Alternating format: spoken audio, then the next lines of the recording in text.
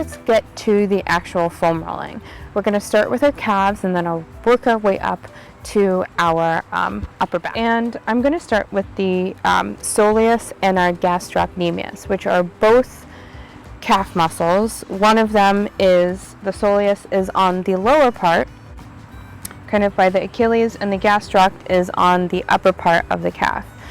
So these are very important, especially if you're doing a lot of running, a lot of walking, a lot of movement.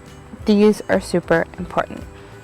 Now, the first thing that you want to think about is how you are applying pressure.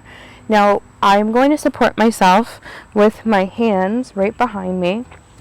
And essentially you can start with either one leg or you can start with one on top of the other. I would start here just so that you can see how it feels. This leg can also be rested here, whatever is more comfortable for you. So I'm going to push into the floor, gently lift up my glutes a little bit, enough so that I can kind of like slide forward. And I'm going to do a side to side motion first, all the way from that bottom portion of the ankle to the top of the calf. Now I usually would stop right about here, which is pretty much all the way up to the top. But we're not going to stop there, we're going to reverse it. So I'm going to lift up again. Also try not to collapse into your chest, but lifting up and scoot yourself so that you go all the way to the ankle. Now this might be a little bit uncomfortable or challenging to lift yourself up. It is totally okay. Just take your time. You can always just apply pressure and stay there without doing anything but breathing, and that would be super helpful as well.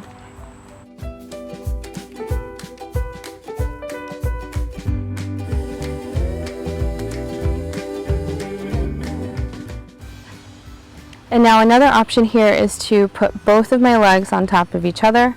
Find a tender spot. You want to hold it there. The tender spot is most likely around the area that you're holding the most tension. So gently holding that spot for maybe about 10-15 seconds as you first start out, 15 to 30 seconds if you're really familiar with it.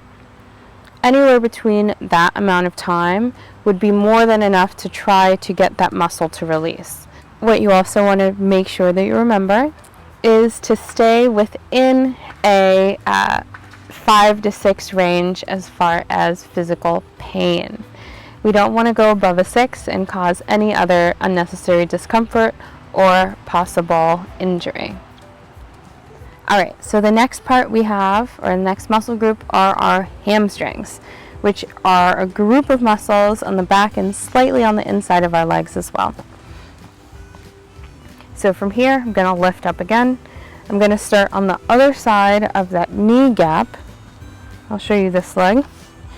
And I'm going to let myself roll all the way up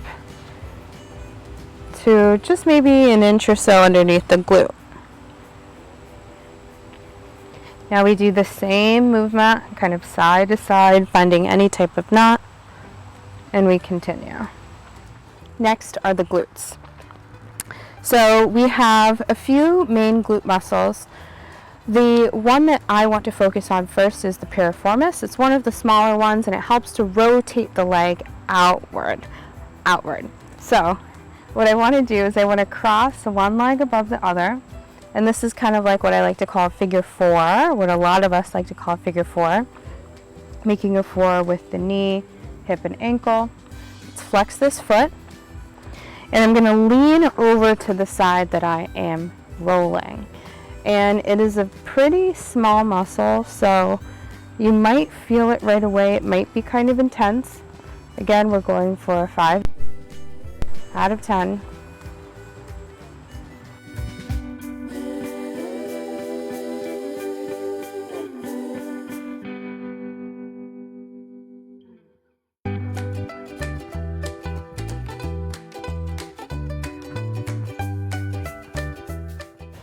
Okay, the next part that we can get are the abductors. So right up at the top of the hip. If you were to put your hand on your hip, you're not going to go for the bone, the top of your pelvis, but we want to go more on the side of the hip. Now, again, if any of these are intense, you want to lay low and back off of it.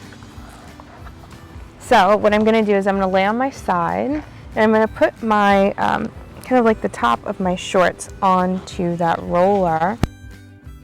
Alright, so as we can see here, my audio cut out. I apologize, but some of this video I'm going to be narrating, and it's still going to be great. So all I want you to do is really just to take your time as you're rolling out this top of your waist/hip. It can be a little bit intense, so breathe through it and take your time.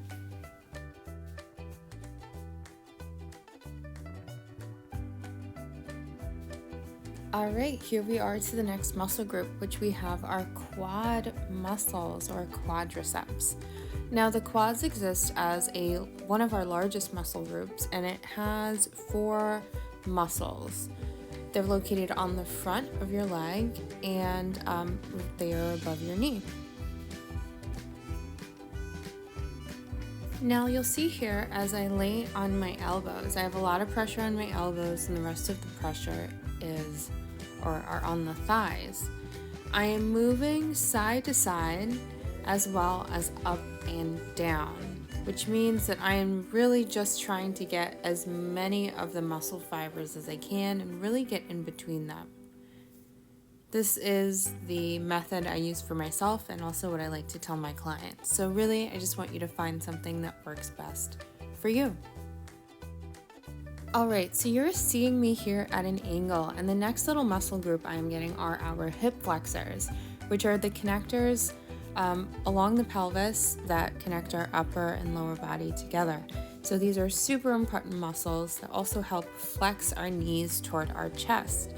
And with this, a lot of us get chronically tight if we sit a lot, whether it's on trains, planes, in automobiles, whatever it is. I just want you to make sure that you are rolling them out, take your time, and really make sure to breathe. So I'm going to lean back so I have the mid part of my back on the roller. I like to support my hands with my head. I'm just going to lift my glutes up and slowly go to my shoulders, gently lowering my butt down to the ground so that I don't just flop forward.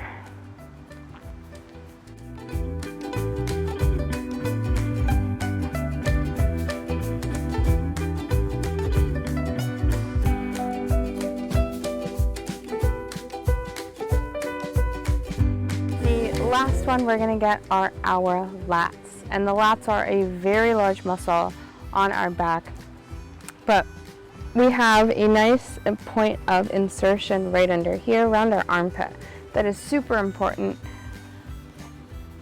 just for our general health and ability to breathe.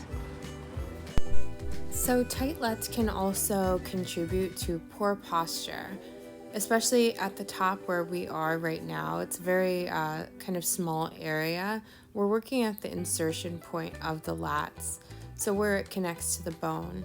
And when that is too tight, it kind of brings the chest forward and everything collapses. So that's why we also want to talk about breathing and posture when we talk about your lats.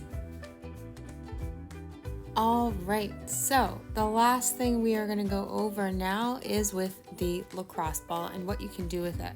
Traditionally, the 2 places I like to use it is right at the shoulder blade or around my shoulder blade, and then under my foot, and actually also under my calf. So I'm going to show you just the foot and the calf right now. All right, so as we bring it underneath our foot, the one thing that we want to remember is the direction in which we go. So instead of starting all the way up at your toes, it's best to start around the heel of your foot and go to your toe. And another thing as well to think about is that you want to kind of stay on your knees when you're first starting this, or at least stay in more of a kneeling or seated position so that you don't fall if you were standing up or anything like that. Now with the calf, it is going to be a more intense way to roll out the muscle with this ball. So I really just want you to take your time with it. Again, we're going to start from the bottom and head all the way up to the top. But just know that if you really need to take your time, or you'd rather not use the lacrosse ball at all, that is totally okay. So our same principles apply here, where I'm supporting myself with my hands behind me and one foot to the side.